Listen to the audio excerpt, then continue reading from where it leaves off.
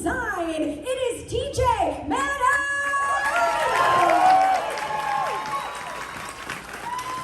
And rounding out the panel, the Senior Director of Entertainment and Creative, it is Mike Aiello!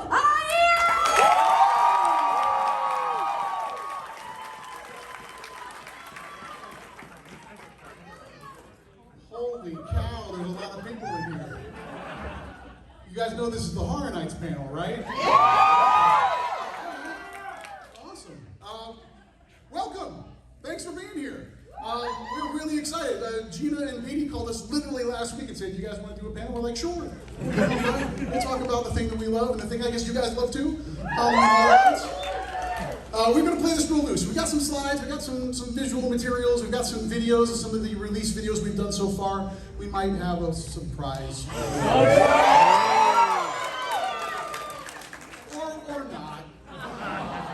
No, there it is. There it is. We're gonna dive in a little bit more into the Universal Monsters maze that we're doing.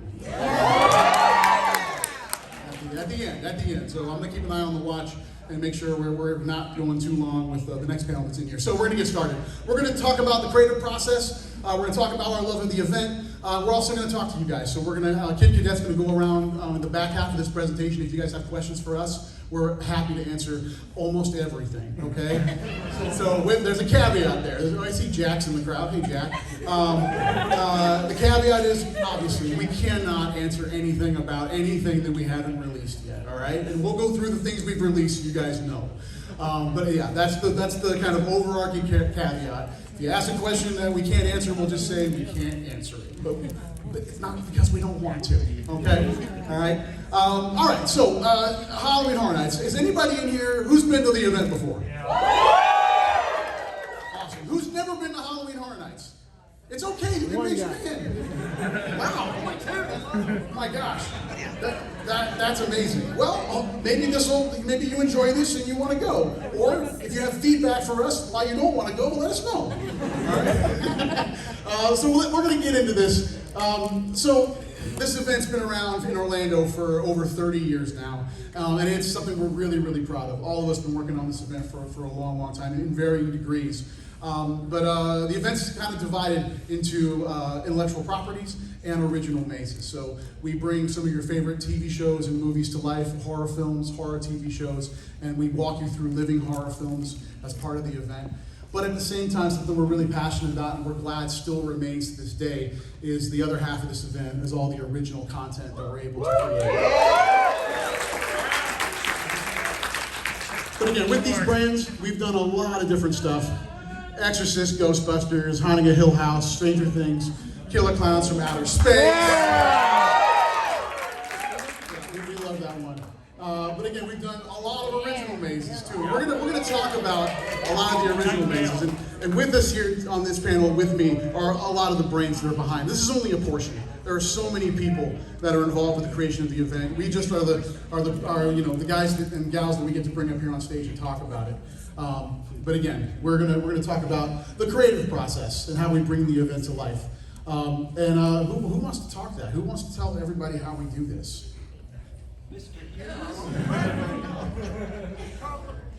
Yeah, turn your mic on. There you go, Dave. Check. How does this happen every year? Not every year. Creative process. Charles and I will do this back and forth because it starts in a small room with Charles, the other show directors, and the other designers. And we'll sit in a small room and stare at a big whiteboard and say, what are we going to do? We just finished, actually we haven't even finished last year. We usually start this process in September as the event is still going on. But we'll meet in a room, we'll come up with a slate of 10, 12, 15 ideas of just random stuff, locations and characters and things. See how they might marry with each other. After that, we'll narrow it down to what we think is the strongest of that, and then we'll start breaking those down into rooms. We'll take it's a abandoned farmhouse with scarecrows in it from a few years back. It's like, all right, cool. We have a location, we have characters. What's the story? And we'll brainstorm on an idea. Charles will write this, amazing backstory, and then we sit down and say, all right, what's room 1, room 2, room 3, room 4? and we back and forth bang that out the best we can. This whole process is about 3 to 4 days, really. I mean, it's just that's how quick we have to come up with it, because we have 10 of these we have to do every year. Post that, once we get the ideas for each room, Charles will go off and write a script, and the designers will go and create a SketchUp model. This is one for Dead Waters from many, many years ago, which was the sort of the voodoo riverboat thing. So, SketchUp model, go ahead. Yeah, well, that was one thing I was going to say. The really important thing in that first part of that process is the characters and the environments. Charles, talk about how do we define the characters? How do those environments, how do they blend together, and why do we choose what we choose? That's a great question. Thank you. He's my boss.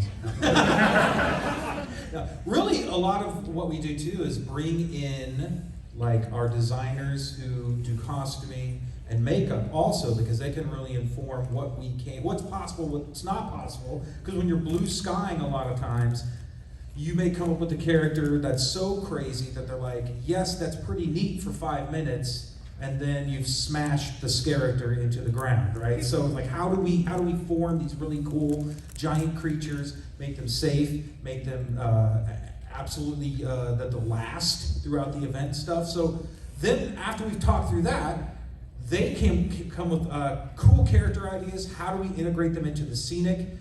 So this is all happening at the same time. It's very important that this is all going at the same time. So communication is really important too, so that we're all still on the same page.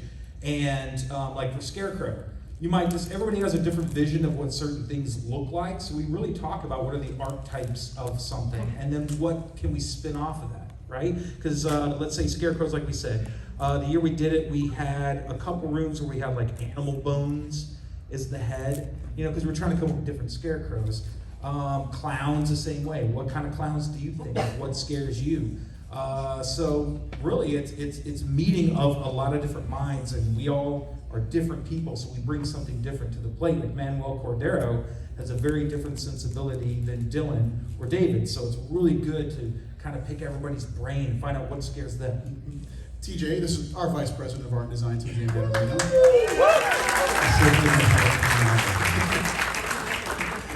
TJ, we're looking at some color elevations here, but how important is the design of these mazes? Again, you've done all of them.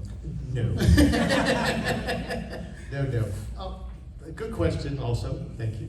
The maze actually is integral to the scare. So as much as the characters in the story really help start the foundation of a haunted attraction, the way you make your way through this space is critical, because how we play scares, where the architecture drives you to kind of look forward or can't see what's around that next bend, really is what builds the anticipation and the anxiety a little bit about going to a haunted house. It's about what's going to happen next. And if we as designers and creators, this wonderful panel that does this amazingly, can make you guess or put you on edge, put you kind of not sure what's going to happen next, we've done our job. Because that's the thing that makes the most successful type of haunted attraction. If you walk through and you're not sure what's going to happen, you're a little bit apprehensive, and you're kind of looking at everything, we've got you distracted. And distraction is the #1 thing about a haunted house. If we can distract you, we can scare you. And that's what these guys do and ladies do so wonderfully every year. Yeah, and we like to, one thing we kind of talk about in the room is kind of treating the guest as a pinball, really, and being able to propel you forward, because again, we've got to get a lot of people through these mazes, but really identifying what are the angles which that pinball needs to engage that pathway. But yeah, so and there's a lot of different phases in this process. The more of the not so fun part, the permitting process of all these mazes and all the safety requirements that we're held to, we want to have in these mazes. And then all of the tech that we do. We don't have anybody from tech with us today, but you have no idea that layer is everything in the maze. Because without the tech, you've got no audio, you've got no video, you've got no triggers for our characters to be able to use to aid in their scare. None of that exists without our technical team. And they are able to layer in all of their talents into all of the designs that have happened over the course of several months leading up to when these mazes have to open.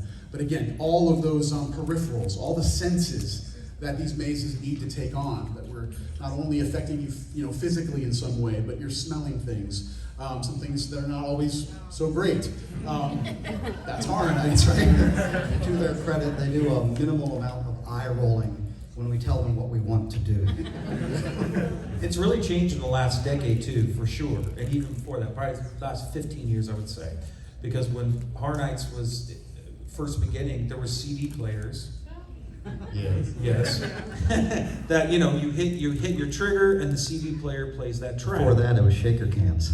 Or shaker cans. Which we still use. Yes. Yeah, that is important. It's important to use all the tricks of the trade, right? But nowadays with tech, it really has upped the game and what we can do, especially on the spot changes, like going in on, if you guys come to the very first night of the event, things might change by the last night of the event because we've walked through enough times to go, you know what, I think we need to hear the environment more in this room. Can we bring down the music? Whereas before you have to reprogram the whole thing, then dump it on a CD. Now you can do it live with an iPad in the room with individual speakers. So really audio and lighting has really upped the game with what they do. They're amazing. Well, you team. could say that all of the tech partners that we work daily with, we do meet with them once a week just to kind of get updates of their world, but they come back to the table every year with some crazy new improvement to triggers, to concept within the house that we would never have on our side creatively going, wow, yes, thank you so much. And they just keep up in the game every single year. So without our tech partners, It doesn't happen. Exactly, it doesn't happen. Another integral piece in the maze are the characters. Kelly, you're a lot involved in a lot of the casting and even placement and the rehearsal process for these attractions. Talk to us about that. Oh, casting is so much fun. That's like the highlight of it for me. We see I would say over 1,500 characters that do submit each year. And just finding that right person that has just a lot of energy and excited to do crazy stuff with us every year. And we have vets that have done this event 15 plus years. There's one girl that I love and adore, and she's been with a chainsaw for the past 12 years. She's real good. But it's fun, it's great. Get to work with these characters, bring them in through the rehearsal process. They're just as excited as we are to see them, because without them, truly the event is not the event. They're our last layer. So working with them in the rehearsal process, just feeding off their good positive vibes too, just encourages us to just we want to work with these people and bring them back every single year. Like I said, the characters bring life. That's that final drive that we really need to get in front of the guests and bring you guys an experience that you're going to absolutely adore and love. Can I add on to that really quick too? Because we were talking about a lot of times how we architecturally lay out scares and what makes the best scare. Sometimes you might have just a basic doorway, right? And it might be the best scare in the house because of that character. A lot of times, there's no bells and whistles to the certain scare, and you get somebody who's just 1,000% ready to go, and they are so strong and so good, and they'll make that whole, even the house sometimes, people are talking about a certain scare. So characters are absolutely necessary. The blood. The blood. The backbone. The backbone. The backbone. I think the thing that Universal, for all the years that we've been doing this, we kind of start, as I said, with their process. And I think there's two major things that we strive at Universal to do. It's create environments you've never seen before, like Dead Waters or Scarecrow, but it's also about creating characters that you've never really come in contact before. I want to talk to Stephanie down here at the end a little bit, because that's a little bit of the process too that really drives the creative, because sometimes we'll drive a story, we'll drive an environment, but sometimes we'll start with characters first and try to figure out what is the best story or environment to create from these unique characters. So talk a little bit about how you create a character. Usually it starts with talking to Charles or one of the show direction. I'll read through the treatments and get a feel for the vibe for each room and what's going on. And sometimes it's not, sometimes you don't fully describe the character, but you kind of explain what's happening to the character. And that really tickles the imagination as far as putting something to life. That's a fun process for me. But yeah, usually it's just throwing something down on paper. I usually do 2 or 3 different renditions of something. So just to bring to you guys, I personally hate drawing things one way because, you know, how you're picturing something and how I'm picturing something might be 2 completely different ways. So I try to put together a few ideas, bring it to y'all, and then once you like it, then I finish it up, clean it up, do a color rendition, and pass it on to the lab team, and that's when things get sculpted and go from there. Well, and to TJ's point too, like sometimes you'll come back to us, or any of our designers come back to us with where we gave maybe a kernel of an idea, and they've gone 100 degrees more than we could have possibly imagined. And it's the most amazing thing, like Pumpkin Lord, for instance.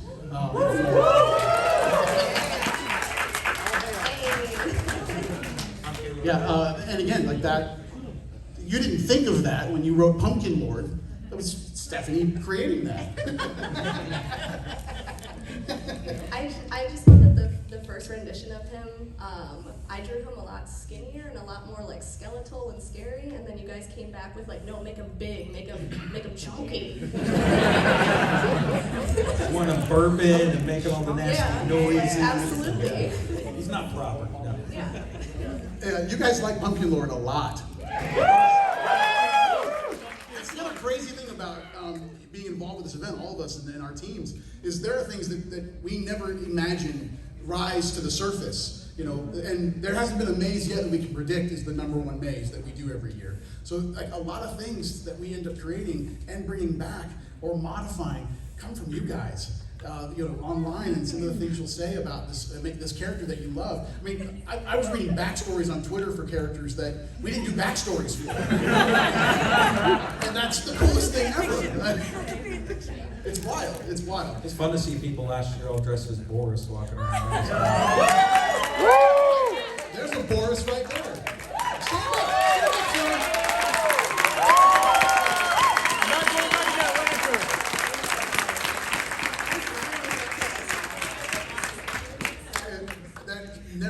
We never get tired of that. That is the coolest thing ever. I can't believe Jack's just chilling over there. Oh, we got a crew right here. Stand up, stand up. Yeah. I got this one over there. If you're dressed up as one of our characters, stand up. Okay, get back up. Or don't, that's fine. That's wild. Thank you. I mean, on behalf of the entire team that works on this, that is the coolest thing ever. That's so flattering that you guys, you give it a life that we couldn't possibly imagine. That's nuts. It's awesome. It's awesome. Let's see what else we got here. Oh,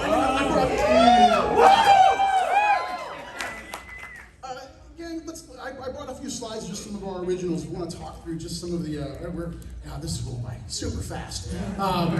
You know, we got Scarecrow here. Talk about the inception of that idea and why a Dust Bowl era farmhouse with like creepy scarecrows. David? You start. Okay. Yeah, well, a lot of times, like you were saying, at the very beginning of the process, we're talking about all the different types of houses that we could create. For some odd reason, we're like, we haven't really done just a scare. We've had scarecrows, but never like a house, I don't think. So that was what we started talking about. Yeah, I think one of the first hurdles we had to overcome was we didn't want the same character over and over and over and over. So it was like, well, how can we make scarecrows interesting throughout the house? And then we just landed on, animals using, bones from around the farmhouse. So we had sort of pig-snouted, burlap-sacked head. Like these jaw bones that are found, so it's like a really poor farm family was finding whatever they could to put these things together. Mm-hmm. We tried a lot of new things that year too, because it was a pretty basic house, but a lot of the extras we put in there was a lot of fun. Like we had the one room where we put all these subwoofers. Usually we have like one or something, for a big roar, but we were lining them up so you could hear the scarecrow above you dragging like a chain until you come around the corner. And then we had this scarecrow called Biggin, and he was on like big Frankenstein boots. And then my favorite thing is all like, like the frat guy type guys coming in like, oh, nothing scared me the whole house. And then like Biggin would come out and they'd be like, ah! Like, yes, you go Biggin. I think and the other part of that was, the farmhouse. We wanted to do a haunted house, but it was what do you stick in it? And that was where that sort of marriage of the character and the environment itself. Oh, the fallen floor, do you remember that? The second floor that was falling down. Just trying to come up with interesting ways of, it's a house. How many ways can you show an interesting house? That was the last year we did the cornfield out. That is a true curse. It's a true curse.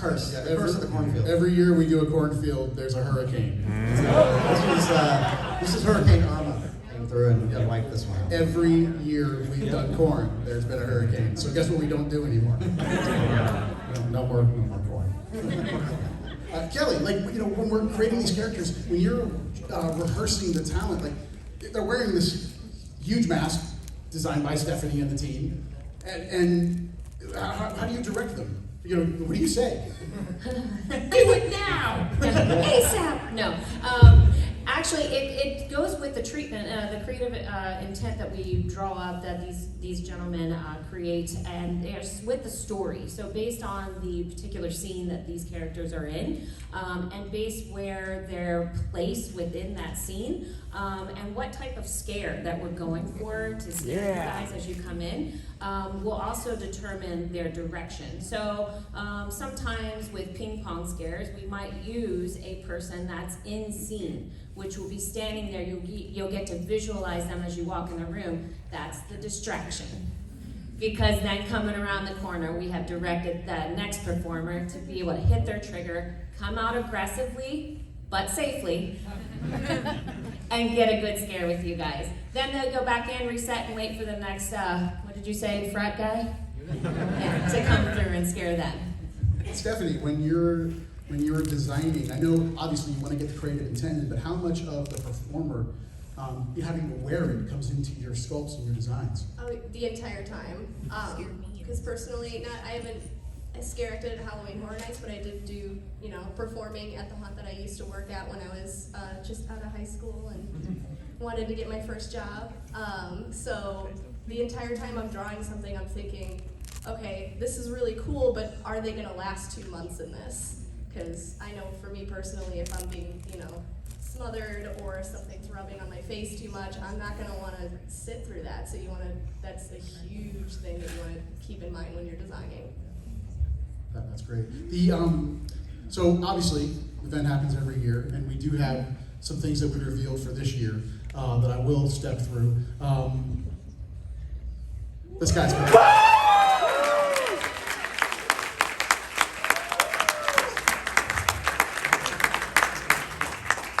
So it's a '78 original movie. We'll get that out. But we've got a video we'll show in case you haven't seen it, but I imagine probably everybody in the film probably has. But we'll show it anyhow. Oh, are you serious? Why would you go in there? Don't go in there. Oh, really? Ooh, I guess this is the part where the boogeyman gets me.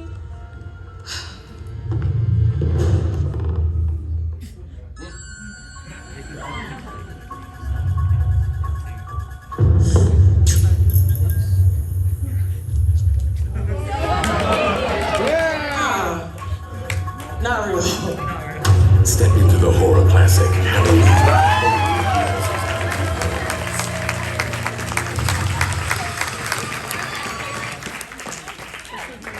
Everybody loves that dog. He's a good boy.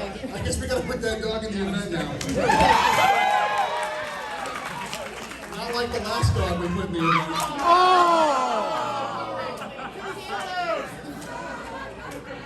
Have you no shame?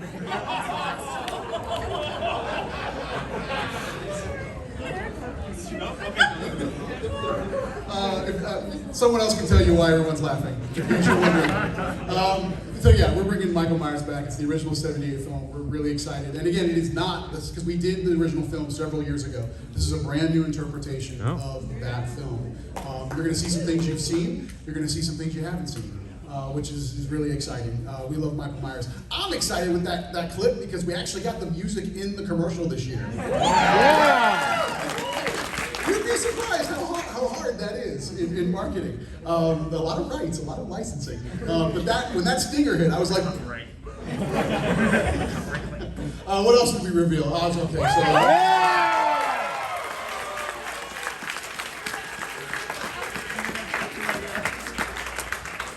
So, Charles, before we show the video, talk about, and TJ as well, the legacy of the classic monsters being part of this event and why we love to go back to them. And we have the privilege of expanding these characters. It's interesting because the team, it comes from different backgrounds, from unique environments, through different educational paths that they've taken. But the one thing that seems to strike true with all of us, we're all classic monster fans. Some of us, like I said, myself included, basically saw them with my dad, late night on late night TV by some crazy horror host in whatever local area that you've from. And that was something that was like, these are amazing, these are amazing. So as we all come to the unique family that is Halloween Horror Nights, it is something we take as a huge, huge honor to be able to kind of tell our new stories, at the same time pay homage to the old stories of the classic monsters. So that's something that every year we start, we figure out how do we do this. So Scarecrow, and those are our new classic monsters in some aspects. This team designs their own unique classic monsters for Halloween's new generation. But to go back and play with the originals is a huge place for us, and these guys do it, and ladies do it amazingly every year. So again, having the last few years to be able to play with monsters has been a treat. And every year it's figured out, how do we tell a unique story with characters that you guys already love, but make it true to their lineage? And so Charles, tell us a little bit about this show. Yeah, so Universal Pictures is really cool. They've let us create original content, an original story. So if you remember the last time we had The Bride against the Brides, that was awesome to be able to tell that story. This year, do you want me to talk about it now or show the film? We'll show the clip and then we'll get into, because we do have some pictures of the maze that we're going to show.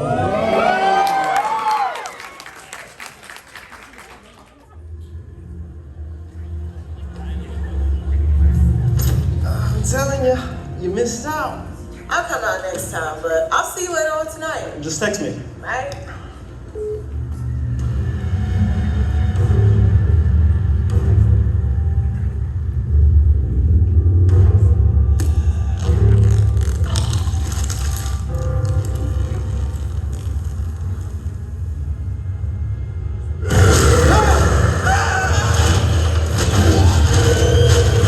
Universal monsters, legends collide. Only in Universal's Halloween Horror Nights.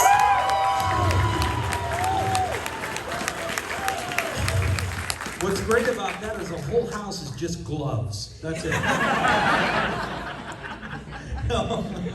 Actually, okay, so I have to totally internalize and not talk too long on this because I could talk an hour. But we still just got questions. 30 seconds. Yeah. So a condensed story is, because we love the stories, we know you guys like the stories too, is that Talbot, who is the Wolfman, has been searching and searching for years and years and years on how to get rid of this curse, because everybody he loves, he kills. It's a terrible curse. Every time the full moon comes out, he transforms. But he's at the end of his ropes. He searched all over the world, and he gets a letter from a mysterious benefactor who says, I know a way you can lift the curse. And so they've discovered an excavation site that has this amulet of Amun-Ra. And with the power of the sun, he could potentially control the power of the moon, overshadow it. So he goes down there to find this amulet. Once he's down there, of course, as always happens, it's at the last second. He's digging through the tents, trying to find where they've located this thing, and he transforms into the Wolfman. Now he's tearing through and killing everybody. But at the same time, deep within the pyramid itself, the high priest is summoning Karis, who, if you're familiar with the Universal Mummy movies, there was 5, I believe. And so this leads into Karis, which is in 2, 3, 4, and 5. Or is it 4 movies or 5? 4. So the last movie is Karis, that mummy. So he's rising up, all the mummies within the same to defend. So now we got the Wolfman versus the mummy. And of course, we find out that the benefactor was really always Count Dracula. Why does he want the amulet? Because he can become a daywalker if he has the amulet. So we have the protector of the amulet. So now, it's a battle royale between Mummy, Wolfman, and Dracula.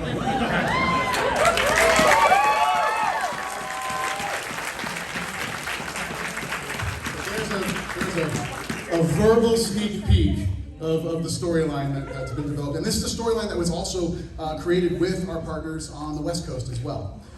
So actually you're going to see two phases of the story depending on which coast you go to. I don't think we've done that before. No, that's our first time too. Yeah. We're going to hold the pictures till the very end, but we're going to get to some Q&A, and I believe our Kid Cadet is out here. If anybody has any questions for us, Kid Cadet's going to find you via a hand raise. I hope you wore comfortable shoes, Kid Cadet. I'm ready to go. All right. What's your name? Hey, my name's Alex. Well, first off, I consider you guys rock stars of Halloween. Okay. I just want to know, how'd you guys get your start at Universal Studios? If you don't mind me asking. TJ? And go. Okay. We'll keep this brief though. Okay. Yeah. I've been working film and TV for a while in Orlando, but at the same time, I have a Halloween history. I've been doing Halloween since like 1980. So I got lucky enough to actually come on board for Halloween in '96 as the park designer for the event. And at that point, it was all contract work. We didn't have a full-time team. We didn't have a wonderful group called Art Design that loves and lives this thing all year. They brought me on, said, hey, do you want to do the event? I said, yeah, I'd love to. At the end, they said, you want to come back next year? I said, yeah, this was a lot of fun. I enjoyed it. It was amazing. At that time, we only had a few houses and one scare zone. And that second year, they actually ended up saying, do you want to stay around full time? And I thought, I'd just stay around for 5 years, maybe do this. 26 years later. But yeah, it's been amazing. And again, to be able to work with a team like this and to do an event like Halloween every year is a dream come true. So it's definitely been something I've enjoyed. I came down here to Florida on vacation. I did, and got an audition. While I was on vacation, I got hired at Universal as a young lad. And then I was a character for a year. In one of the first AJ, I was inside this big vat full of 2 foggers blowing on me and a 2x4, and it was awesome. And then, so then I was Frankenstein in the Beetlejuice show. I've done a bunch of different roles, and that was awesome. And then Harry Potter, the second, the Hogsmeade. No, the second one, was coming out. So everybody at A&D, everybody at A&D was like super busy, and they were like, Charles, do you want to help us out? And I said, sure, so I helped out, and then now I'm here. I started in the parks as well. My first job was at Jaws in 1996. I worked at Nickelodeon Studios with some fellow game labbers here. And then my foot in the door was a show we did for many years called Bill and Ted's Excellent Adventure.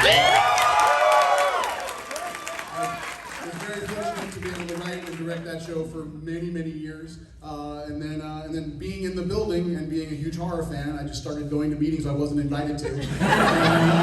And started working with David and TJ in the aught 2000s end of our Horror Nights spectrum, helping to create the mazes. And then eventually they kept me around and did Wizarding World and our Lagoon shows and all kinds of stuff. So it's been awesome.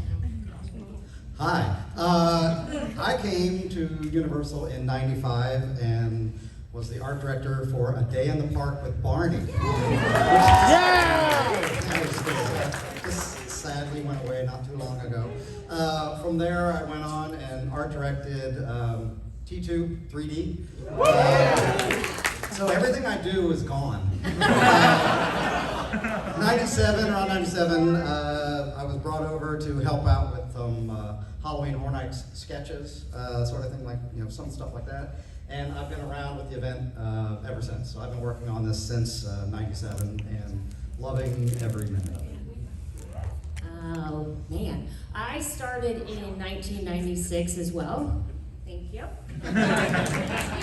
Thank you. I was a performer in the park for a long time. I was a female Ghostbuster. I also worked at Day in the Park with Barney, as well as Terminator. So I think we're together and everything is gone that we do. I actually jumped on board about 12 years ago with Halloween as a performance coordinator, and that just changed my whole outlook on what Universal could do for me. I was absolutely petrified, and the boys know, of Freddy Krueger. I know, but that went away real fast when we had the Freddy versus Jason house. So I've been very desensitized since then. But since then, yes, I get to work with these guys now on the daily, and incredible minds like this lady next to me, and it's been a dream come true. So here you go, my friend. I don't know how to follow up on all that because my career at Universal is much shorter. That's okay. I started back in 2018. Like I said, I had previously performed at haunted houses, and I helped run a haunted house in Northwest Indiana. And then it was around springtime 2018, we decided that we were going to move down to Orlando and shoot our shot at Universal and see if it works out. And you know, here we are. You're moving up real fast and creating awesome content. Amazing stuff. And then I still work in the makeup lab, sculpting, drawing, you know, making the masks and the makeup stuff for the event. And and then the designer position came up, and I was like, all right, you know, I went to art school. I can draw a pretty picture. Let's see if I can do it. Yeah, and you guys like me, so I'm still here. All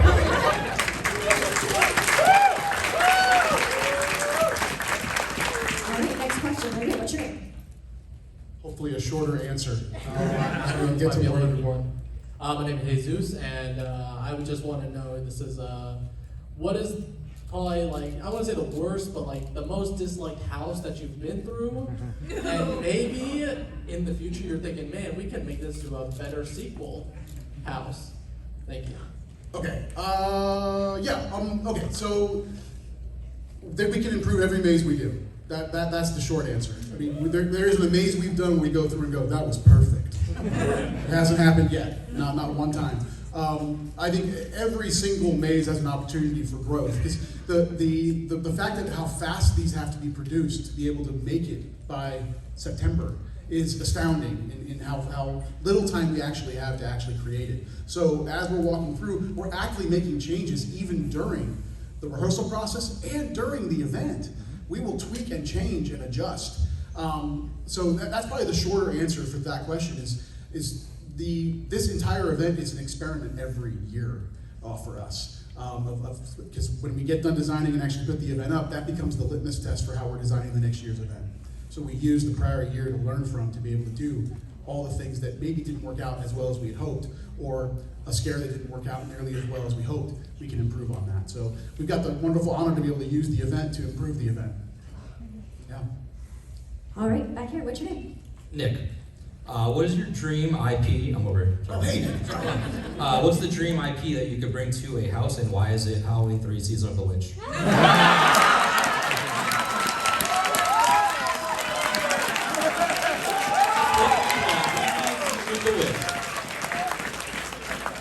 Mike? You are not wrong, sir. Let's see, how can I answer this without getting ourselves in trouble? We have white whales. There are always white whales out there. Killer Clowns is a great example. I literally, TJ can attest to this, I stood on a desk for 8 years screaming, we have to bring Killer Clowns to Halloween Horror Nights. Stupid idea, Mike. Right? For 7 years, I was laughed out of the room because I would show a clip and they went, huh? And not they. I'm talking some other days. And finally, it was like, we'll do a scare zone. We'll do a scare zone based on it, and we'll see how it goes. It went pretty damn well. And then we got to do a full-blown maze. But to give the answer to that is, because it's tough to answer because some of the things that we love, that we want to do, are probably things that we're going to end up doing. So I don't want to cart before the horse. But there are a lot of white whales. We've done a lot of them. Exorcist, Freddy versus Jason, Poltergeist. Charles and David designed a beautiful Poltergeist maze. The Thing. We've never done the original thing. Not yet. We haven't done the original thing yet. So no, not yet. Not yet. Not yet? What did you We just haven't done the say? thing. All right, let's get another question here because I know we're so limited on time. All right, we're right here in the middle. Hi, my name is Maddie. I love you guys. I'm a big fan. Right here. Hi. I forgot my. Do I have to stand? Okay. Hi. I'm Maddie. So, do you have any advice for young artists that maybe want to start in the horror industry, or maybe even want to be in the creative team at Universal? Any advice for us? I'd appreciate it. In design or in what aspect? Or so one thing is we are entertainment. We are the entertainment department. So if you're still looking to go to school and learn, I would say theater is probably your best start because you learn about the collaborative process. You learn about live performance. You'll learn about doing things on a budget, doing things cheaply. And usually, if you're a theater major, you're learning all aspects. Even if you're an acting major, you're still going to take Theater Craft 101. You're going to learn how to build scenery. So I would think that's the short answer. Beyond that, it's find people who do what you want to do and work with them. Ask them, it's like, hey, and I'm serious when I say, can I work for free? Can I scrub buckets? Can I help you? Can I just shadow you? So the first thing is make contact with people who do what you think you want to do and learn what that actually is. I say that's the short answer. And then the great thing about now is there are so many resources out there now that weren't around when a lot of us got our start. I mean, full-blown themed entertainment classes in most of colleges today. Those are great resources now that did not exist when we were getting our start. Ours was very much kind of throw us into the fire and see if we burn or not. Where's Kid Cadet? I'm right over here. Oh, right by the. Okay. There you are. Hi, my name is Eric. Nice to meet you all. We have a lot of people in here dressed as them right now, and a question for you: why did you stop the icons? Why did we stop the icons? The original icons, like Chance and Jack. Yeah. And why? Why did we stop the new icons? Yes. Oh, gotcha. Well, there's a lot of reasons, but I don't think we've stopped. I think the icons come and go based on the need or the story that the event's telling that year. Again, and I'll be honest with you too, the event evolves. The event changes. The event is very much, it's driven by brands right now, and that's a great thing. It's also, for original content, it's why we keep a lot of the original mazes going in this event, because we know how important it's the fabric of what makes Horror Nights Horror Nights. So we will never say there will never be another icon, but it's got to be the right one. And here's the other thing, it's got to compete with the icons we've done. It's so tough. It's tough. There's a guy sitting in the audience as Jack the Clown. It's very, very tough. But Boris is an icon.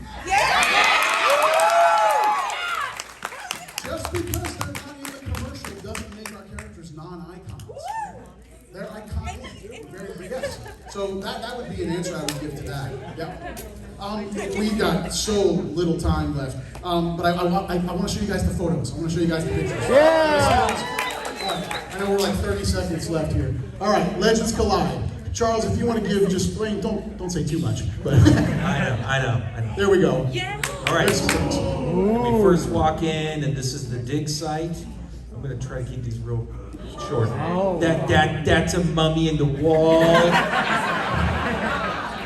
Say a So little long story more. short, I submitted like 20 pictures, and we got 5 approved to show.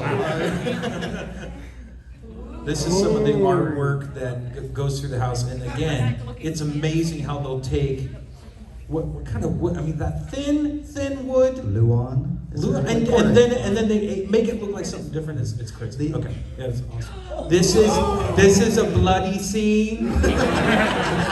It's one of the diggers who got ripped apart by the Wolfman. There we go. Delicious. Oh, I know what happens in this scene, and I'm not going to tell you. But yeah, this is the type, and this is really cool too, because when you're doing Egyptian, a lot of times the aesthetic can just be that sandstone look. But that was something in this particular house that the color elevation people, they really took the time to make sure to give different values to each scene. Like if we're dug in the dirt, it's a different look than all the the lumber that goes into this scene versus the found antechambers and things like that. So I want to say that something that these photos aren't showing you, and they can't show you because they're all close up. So. Yes. This house is epic in scale. It is. Stop giving that stuff away. I mean, it's very small. It's the scale of it is adventurous and epic. Yeah. Well, if you know, it's in our parade building. It's where Beetlejuice was. Yes. So there's another one. There you go, guys. But yeah, I think you won't be disappointed. It's big and small. It's all over the place, but it is. I think it's probably one of the longest houses. Just from a linear footage. I think it's longer than any other house. You walk in and go, whoa. Yeah. Whoa. Do we have time for one more Well, question? let's do one more, and then we're gonna take a big group picture, if that's okay. Got it. Yes. Everybody get up here. Hi guys, so my name is Sid. I say, and I know you. Well, there's a few of us that Halloween Hornets has such a special place in our hearts. Especially I may have been part of that in 1990 something. I think we may have been on a chainsaw drill team We together. might have done that. Well, your wife and I for sure. As well. That leads me to, have you guys ever thought about bringing something like that back, where it was the chainsaw drill team that marched together and go through together? Because that was an awesome scare. That was so fun and so intimidating when we all came out. And it was me and my brothers and sisters, sisters. But anyways, have you ever thought about bringing some of that stuff back? Yes. Yes. I mean, when we have in certain instances, like on our anniversary year, we brought back the old look, and they did some of the drill routines that we used to do. Yeah. So yeah, I think there's an ebb and flow on. We also created new versions of that gang. There was an all-female drill team one year. It was fantastic. They were actually scarier than the guys. I'm not kidding. You know what's really cool too, as you were mentioning that there's quite the history and people being attached to this event because it's been going on for so long. A lot of characters, their kids. I didn't know whether I was allowed to say it or not. So a lot of their kids are characters now. A lot of people who started with the event are now coming with their kids and their kids. So it's a family event in that sense that's generational. Tradition. It's a special family event. I won't bring my kids for a while. My daughter will not go anymore, but my son is going to be probably running the event when he's 40. You guys are doing great. This is going great. Oh, there's a house.